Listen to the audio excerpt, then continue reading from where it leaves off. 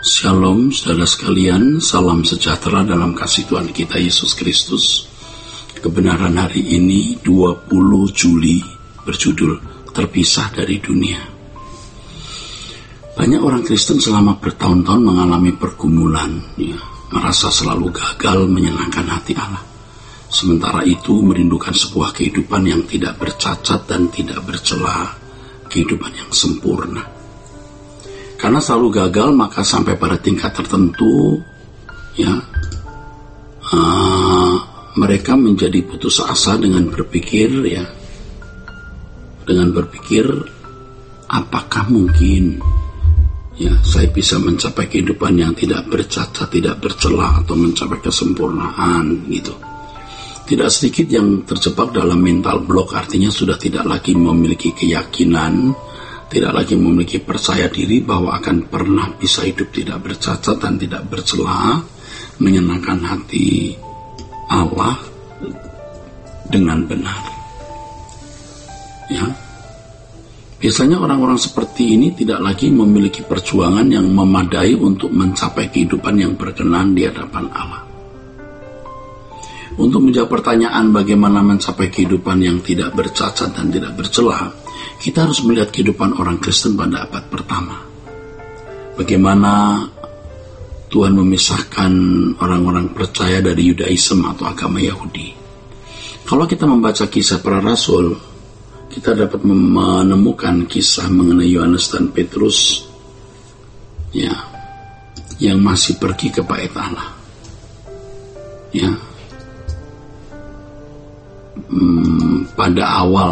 Pada awal gereja mula-mula. Hal ini menunjukkan bahwa murid-murid pertama Yesus masih bergabung dengan orang-orang Yahudi yang beragama Musa, pasca kenaikan Yesus ke surga. Kalau kehidupan orang percaya tidak dipisahkan dari agama Yahudi atau agama Musa, maka mereka tidak akan menemukan kekristenan yang sejati, saudaraku.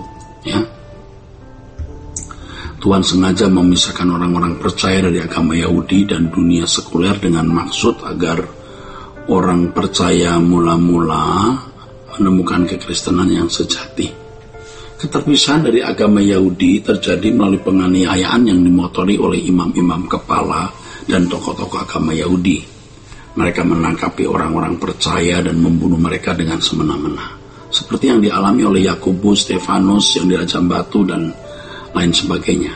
Salah satu tokoh yang menganiaya orang percaya adalah Saulus. Saulus dengan semena-mena menangkapi orang-orang Kristen dan membunuhnya. Tetapi kemudian hari Saulus bertobat menjadi pengikut Yesus, yang berubah nama menjadi Paulus. Aniaya yang dialami orang percaya tersebut mendatangkan pemurnian iman Kristen, mendatangkan atau menciptakannya atau membuahkan pemurnian iman Kristen, membuahkan iman Kristen yang murni maksudnya. Jadi aniaya yang dialami orang percaya tersebut menciptakan pemurnian atau menciptakan pemurnian. Dalam hal ini penganiayaan mengkondisi orang Kristen memiliki iman yang murni. Di sisi lain orang percaya juga dipisahkan dari dunia sekuler secara drastis melalui aniaya yang dilakukan oleh Kekaisaran Roma, saudara. Kekaisaran Roma. Dengan hal ini orang percaya secara pribadi dan gereja secara komunitas dipisahkan dari dunia. Dengan aniaya tersebut orang percaya terpisah dari dunia. Aniaya dari pihak Kekaisaran Roma mengkondisi orang percaya tidak mendapat akses sekecil apapun untuk dapat menikmati hidup yang nyaman di dunia ini. Dalam penganiayaan, orang-orang Kristen dipancung, dibakar hidup-hidup, dimasukkan belanga panas sampai mati, dimasukkan karena binatang buas untuk menjadi makanannya, dan lain sebagainya. Kolosium di kota Roma hari ini menjadi fakta sejarah tersebut. Aniaya dari pihak Kekaisaran Roma juga menciptakan pemurnian iman Kristen gereja mula-mula sampai akhir abad 4 sampai akhir abad ke-4. Penderitaan orang-orang Kristen pada zaman itu tidak akan dapat dilukiskan dengan kata-kata. Demikian pula dengan keberanian mereka menghadapi aniaya serta sukacita mereka di dalam Tuhan. Tidak dapat dilukiskan dengan kata-kata, saudaraku sekalian. Ya. Hal ini menjadi kesaksian yang sangat kuat bagi dunia. Format kehidupan orang-orang percaya di gereja mula-mula sangat penting untuk dapat menjadi pola atau landasan hidup orang percaya di sepanjang zaman. Pola ini adalah pola yang tidak pernah Tuhan ubah. Pada dasarnya orang percaya harus dipisahkan dari pola hidup agamani dan pola hidup duniawi.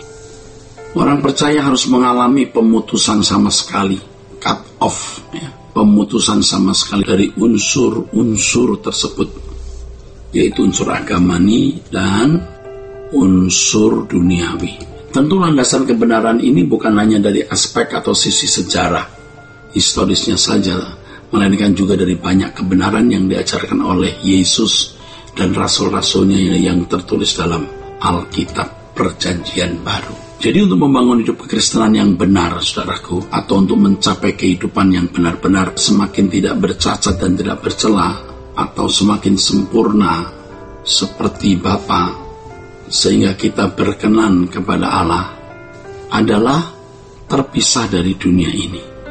Dalam 1 Korintus 6 ayat 19-20 tertulis bahwa Tuhan telah membeli kita dengan harga yang lunas, cash, sehingga kita menjadi milik Tuhan sepenuhnya. Kita bukan milik kita sendiri.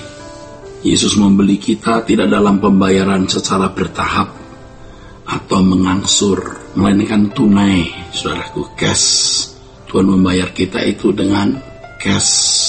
Ini berarti dalam satu kali pembayaran tunai, maka secara de jure atau secara hukum, Tuhan Yesus memiliki kita. Kita sudah menjadi milik Allah sepenuhnya. Kalau kita menjadi milik Allah sepenuhnya, maka kita harus benar-benar terpisah dari dunia ini, dari pola agamani dan pola duniawi. Saudaraku, bisa dimengerti kalau Paulus dalam Kolose pasal 3 ayat 3 mengatakan bahwa kita semua sudah mati dan hidup kita tersembunyi bersama dengan Kristus di dalam Allah. Ini berarti orang percaya telah mati bagi diri sendiri dan mati bagi dunia. Dan sekarang kalau kita hidup hanya untuk Allah. Ya. Orang percaya telah mati bagi dirinya sendiri, bagi diri sendiri, dan mati bagi dunia untuk hidup hanya bagi Allah. Saudaraku sekalian, berangkat dari konsep ini, kita harus berani bersikap bahwa kita juga adalah milik Allah yang sudah tidak lagi dimiliki dunia atau diri kita sendiri.